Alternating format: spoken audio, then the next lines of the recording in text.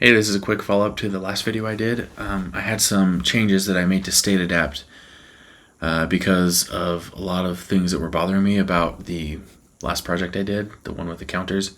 So I made some changes and I just published version 0.45 of StateAdapt, and then I updated the project. So let me show you what the changes were. So the line width is ridiculously big. But this is about, yeah, that's the most I want to zoom in. But anyway, so this is so similar in like every project. It's really annoying to pollute people's app.module files with this. So I exported a default provider in here. So now it's just import the default provider, put it in, and you're good. Could have made a module, but I don't care. This is in the core, so right. So that's a small change. Removed 5 lines of code, so that's pretty cool. Let's look what else we got. The counter adapter. I just changed the order of this because of bigger changes. So this is what it was. This is what was annoying me the most: the HTTP stuff.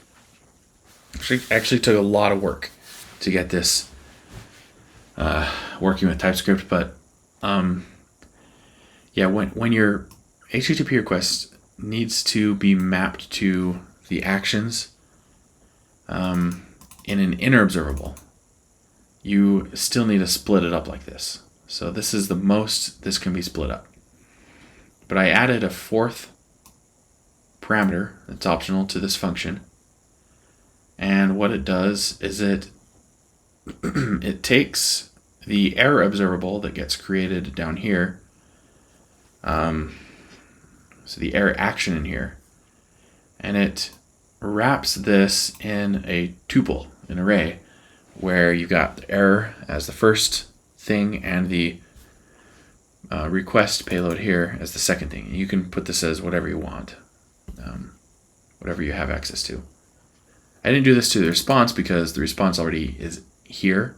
You have access to that, so you can build your own custom response. But since we're providing it, it also it's added to error sources. It's also added to the request sources. So if you look down here at what it actually is, it's hard to tell because I had to get a lot more smart with the types, but separated HTTP sources with requests. So this is the feature string. That's the response, or yeah, there's the response that's inferred from this observable here. And then the string is the error, and it will get wrapped. So it'd be better to look down here. Actually, it's still hard to tell here. But basically it's a prefixed action, and it's got error action with request. That's the request. It has to be first. You don't need to pay attention to this, but, well, you do. When you make an adapter, that's why I changed that. Over here. This here. Oh. This is different. This is what actually comes through the payload of the action. You get the error first, and then the request payload second. So anyway, yeah. So just eliminating this custom stuff and putting back this function, it now goes down 30 lines of code. Oh, the other thing I did, I finally got rid of this annoying thing where you have to type it as any. Just provided a default any for the alias. So finally, that's one less weird thing about this state management library. All right.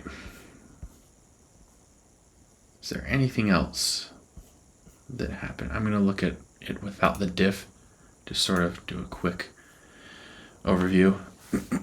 So we've got each individual request for each individual counter. And yeah, merge mapping, so they all go through. So this ends up being a container, an object, and it's got an observable of, so it's got request $, that's an observable of the request. So that the type is, and I also changed this thing. So here, what comes out of this is actually a prefixed action. That's what I called it, where it's TypeScript isn't just saying the type is a string, it knows what it is exactly. So I don't know if that would be useful, but it's more specific, so decided to do that. I think I needed it for myself anyway, but anyway, so yeah, it'll prefix the type, so it'll be counters and then request $, and the payload will be this right here, the request thing we passed in as the third parameter here. Yeah. And if you're doing get HTTP sources, it's the fourth parameter. All right. So I just thought it'd be nice to provide some more basic utilities for HTTP stuff, because it's really annoying to have to break things out. I don't think I'm going to need to ever add anything else. I think this might be enough for everything. Maybe I'll get more experience with error handling and see if that needs to improve, but honestly, I think this is probably enough for the vast majority of projects. With WebSocket stuff, you can still use split sources. I mean, we're not using it here anymore. This is split HTML sources, but if you go back to split sources, it takes in anything. So actually, it's easier to see if we look at split HTML sources because it uses it.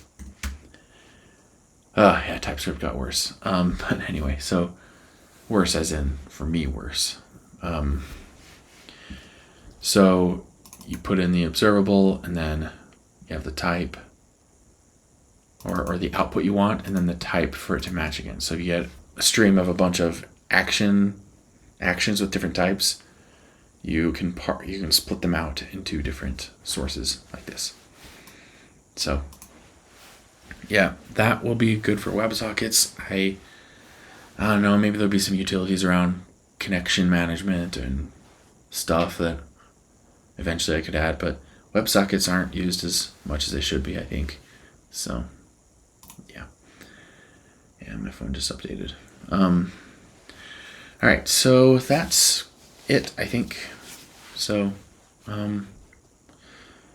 yeah, out of curiosity, what does that change the lines of code to? We've got the app module, so that's 5 lines less, and then we have 35. So we have 35 lines less, and let me see what the amount was. If I edit it, so 321 lines is what we started at. So